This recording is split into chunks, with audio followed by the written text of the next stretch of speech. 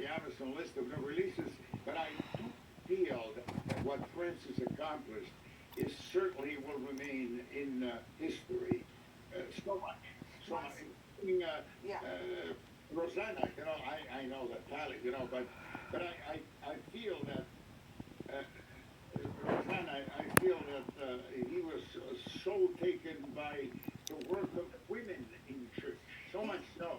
He really That, did a lot of changes, Monsignor, and um, I know that he had a hard time communicating.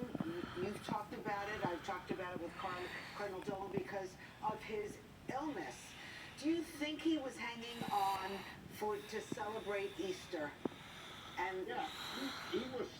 You know, but why? Because he wanted to be in with the people of God. That was spending Holy Week with the people of God, Rosanna. That's why.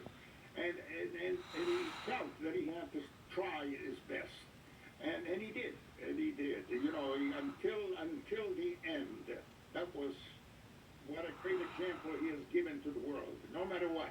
It's interesting to hear that you said you noticed a change in him physically yesterday, and so you were not maybe surprised this morning. But you talked earlier about him opening up the Catholic Church and his doctrine to the world. What do you think his legacy will be?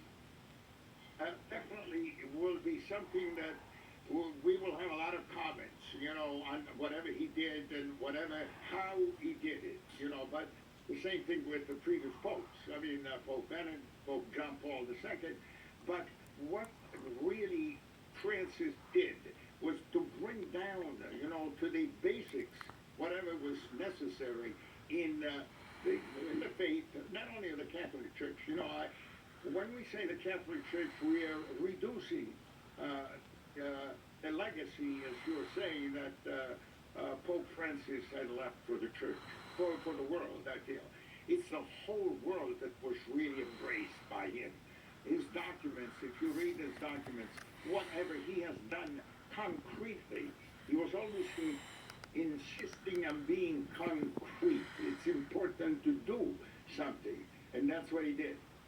Unfortunately, we are giving labels to popes, and that is something that my mentor and friend, who was defined by the great Billy Graham, said that the greatest communicator of the 20th century was Bishop Fulton J. Sheen. Bishop Sheen used to tell me, I don't like being labeled liberal or conservative. We are all part of the church. We are all part of humanity. And so we might have different opinions. Why not?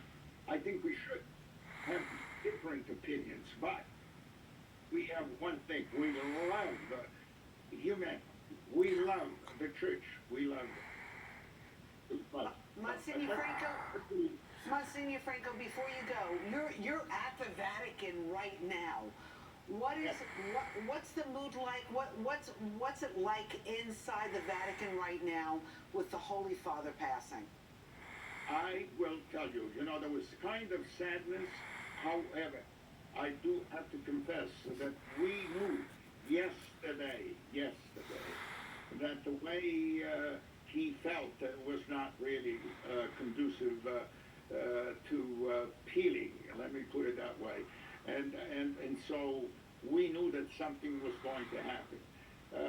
At times, the people around him, felt that there was during the night, and instead it was 7:35 this morning. Our mood is, I will be done, as we say in Our Father. This is the will of God. He has spent with us 12 years as Pope, and his legacy, even before he became Pope, is really something that will remain in the history of humanity. Not of the Church, I'm insisting, but in the history of humanity, our human history. Thank you so much for that insight from the Vatican, Monsignor Franco. We appreciate it, and it's really good to hear his perspective, and also some acknowledgement that those around him saw a change yesterday. Yeah. So maybe they weren't as surprised as a lot of the rest of the world was this morning when we woke to this news. I'm sure they were